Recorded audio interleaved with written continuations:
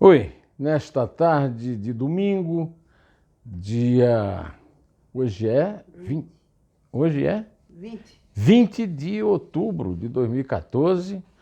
É, assim, um céu assim cheio de nuvens, tal, meio cinzento, mas um dia bonito, sobretudo porque diante de mim está o sorriso lindo, maravilhoso de Arthur e o da mãe dele, a Isabel. Pois é, mas nós temos aqui umas notícias bastante desagradáveis que põem em xeque o chamado Estado de Direito, né? As instituições estão funcionando. Não estão, não. O primeiro exemplo vem com uma reportagem publicada pelo jornal Estado de São Paulo, de autoria de Rafael Moraes Moura, Renato Onofre e Tânia Monteiro, a respeito das saídas secretas providenciadas pelos chefões dos poderes da República para que os seus membros possam fugir do contato com o povo. Bom, vamos tentar aqui contar um pouco dessa reportagem para você ver a safadeza que está sendo feita, né? O presidente Dias Toffoli, do Supremo Tribunal Federal, pretende garantir a privacidade com uma passagem reservada que dará acesso exclusivo para os ministros e outras autoridades chegarem e saírem do Supremo sem serem vistas. É uma forma que eles têm de evitar que o povo, segundo eles, hostilize, segundo eu, critique. Eu acho que o povo tem que criticar o Supremo. O Supremo exerce um poder exagerado, é um poder que não foi eleito, que foi escolhido por chefes políticos da área do banditismo. Os políticos que os escolheram pertencem a organizações criminosas partidárias e, portanto, o povo tem todo o direito de cobrar e de pressionar. Mas o senhor Dias Toffoli está providenciando também, além da entrada reservada, uma mudança de placas dos automóveis. As placas agora têm, inclusive, placas clandestinas. São saídas clandestinas, né? Saídas de pessoas que não podem, que não querem se misturar com o povo. Só que o povo, esse povo que eles estão evitando, é que paga os salários dele que são os mais altos do serviço público no Brasil. Isso também está sendo seguido pelos presidentes do Senado, Davi Alcolumbre, e da Câmara, Rodrigo Maia. Davi Alcolumbre é conhecido como Batoré, e o Rodrigo Maia como Botafogo, é o time de coração dele e do pai dele, e que tem um desempenho no Campeonato Brasileiro semelhante ao dele lá na Câmara, né? Os chamados atalhos privados têm sido construídos para evitar as ameaças nas redes sociais e protestos nas ruas em meio a julgamentos polêmicos, como é o caso agora do julgamento da prisão após segunda instância. Esses caminhos alternativos na terra e até na água, segundo a matéria do Estadão, do Rafael Moraes Moura, Renato Onofre e Tânia Monteiro, eles também têm passagens que podem ser usadas em lugares lacustres, digamos assim, né?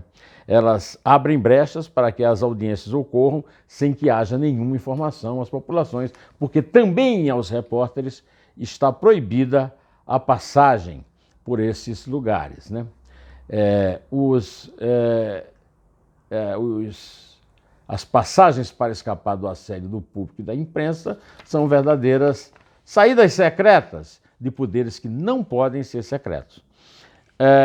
Enquanto isso, o antagonista publicou que o presidente Jair Bolsonaro deixou claro a interlocutores que não vai se contrapor à eventual decisão do STF que vete a prisão depois da condenação em segunda instância, segundo Folha de São Paulo. Aí você vai dizer, a Folha de São Paulo não merece essa credibilidade. Nem o Bolsonaro, porque depois que ele fez um acordo com o Toffoli e com Gilmar Mendes, a coisa realmente é lamentável. Bolsonaro não colocaria o peso do governo para aprovar a proposta da emenda constitucional apresentada pelo PSL para ressuscitar a segunda instância no Congresso, como deseja Sérgio Moro. Aliás, eu quero chamar a atenção que essa história aí do Sérgio Moro faz parte do pacote anticrime, né? E em relação ainda a essa questão da segunda instância, tem uma reportagem muito boa de Caio Junqueira e Caio Serapião na revista Cruzoé, sobre a relação de Toffoli com Gilmar, que sempre tem sido de muita proximidade. O próprio Lula, segundo os repórteres da Cruzoé, certa vez pegou no braço do Gilmar, num evento em Brasília, e quis saber da relação íntima entre ele e Toffoli, uma amizade outrora impensável. Ambos já frequentavam as casas e gabinetes um do outro. Gilmar espertamente via em Toffoli um possível aliado e aos poucos foi ganhando a sua simpatia, ao mesmo tempo que apresentava a ele as gostosuras do poder e o ajudava a ampliar sua rede de contatos. Em suma, o velho ministro foi aos poucos mostrando ao novato como fazer para valorizar a caneta que ele tem em mãos, uma fonte inesgotável no poder.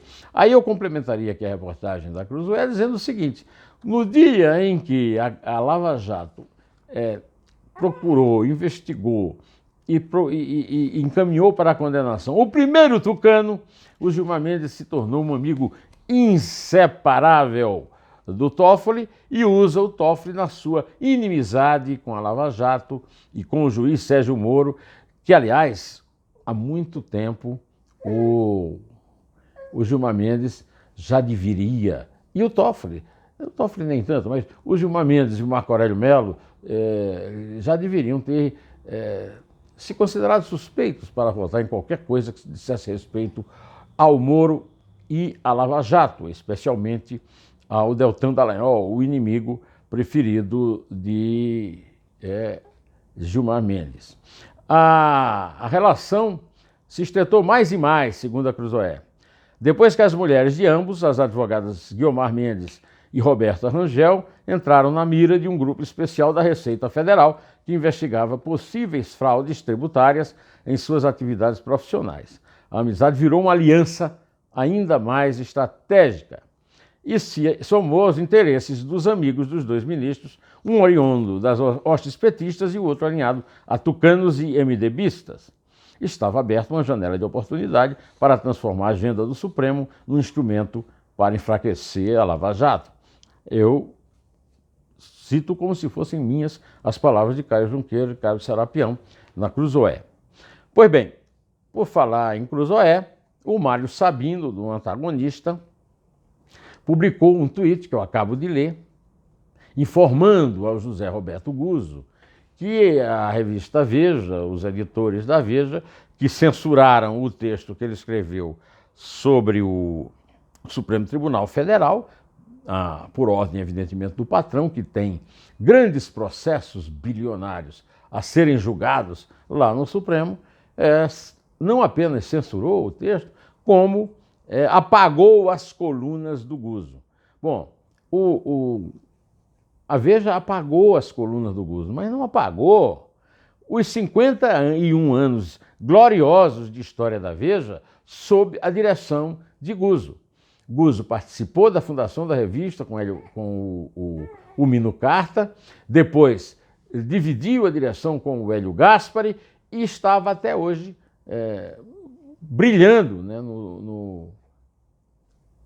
nas redes sociais da Veja, com os seus textos sempre impecáveis. Eu, por exemplo, não leio Veja, não assino Veja há muito tempo, não tenho o menor interesse, e muito menos ainda depois que se tornaram, junto com a Band News e a Folha de São Paulo, instrumentos da imprensa brasileira para divulgarem os casos da Intercept Brasil e do bandido americano Glenn Greenwald, que é procurado por participação na indústria da pornografia e sonegação de impostos em Nova York. Então eu tive aqui uma ideia, e com a venha da minha diretora, Isabel, e do meu contra-rega aqui, o Arthur de Castro Neumann e Pinto, né, eu venho aqui citar primeiro a resposta que o Guzzo deu ao Mário Sabino, que também foi da direção da redação da Veja, nessa época áurea da Veja, ao lado do Diogo Mainardi, seu companheiro no Antagonista, que foi colunista da Veja, e o Guzzo escreveu no Twitter a respeito. Não sabia Que mal poderia haver nessas colunas já publicadas?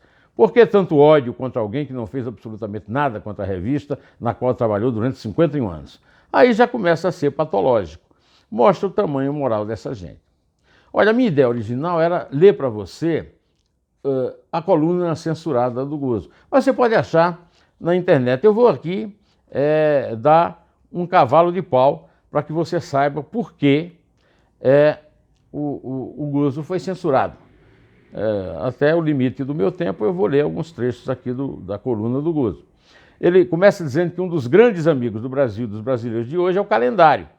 Só ele, mas nenhum outro instrumento à disposição da República pode resolver um problema que jamais poderia ser transformado em problema, pois sua função é justamente resolver problemas, o Supremo Tribunal Federal. O STF deu um cavalo de pau nos seus deveres e com isso conseguiu promover a si próprio a condição de calamidade pública, como essas que são trazidas por enchentes, vendavais ou terremotos de primeira linha. Aberrações malignas da natureza, como todo mundo sabe, podem ser resolvidas pela ação do Corpo de Bombeiros e demais serviços de salvamento. Mas o STF é outro bicho. A chuva não para de cair. Bom, além disso, eu vou andar um pouco aqui no texto para chegar à parte final e ver as críticas duras que o Guzo fez. O calendário não para. Levará embora para sempre um dia Gilmar Mendes, Antônio Toffoli, Ricardo Lewandowski. Antes deles, já em novembro do ano que vem e em julho de 2021, irão para casa Celso de Mello e Marco Aurélio. Será a maior contribuição que terão dado ao país desde sua entrada no serviço público, como acontecerá no caso dos colegas citados acima. E assim, um por um, todos irão embora, os bons, os ruins e os horríveis. Olha, com mais algum tempo, em maio de 2023, o Brasil se livra de Lewandowski. A menos que o presidente da época seja Lula ou coisa parecida, o ministro a ser nomeado para seu lugar tende a ser o seu exato contrário. E o STF, enfim, estará com uma cara bem diferente do que tem hoje. O fato, em suma, é que o calendário não perdoa. O ministro Gilmar Mendes pode, por exemplo, proibir que o filho do presidente da República seja investigado criminalmente, ou que provas ilegais obtidas através de prática de crime sejam válidas numa corte de justiça. Mas não pode obrigar ninguém a fazer aniversário por ele. Gilmar e os seus colegas podem rasgar a Constituição todos os dias, mas não podem fugir da velhice. É isso mesmo, é genial. Eu estou de acordo com tudo que o Guzo escreveu, inclusive o que eu não li aqui. Principalmente o que eu li aqui, mas não apenas o que eu li aqui. Enquanto isso, você vai lá procurar nas redes sociais, você vai encontrar lá o texto censurado de Guzo pelos seus patrões que devem favores ao STF. E o absurdo em que a Veja, uma das publicações mais sérias do Brasil, caiu na mais abjeta miséria intelectual e jornalística. Bom, direto ao assunto, em pé, e só a verdade nos salvará.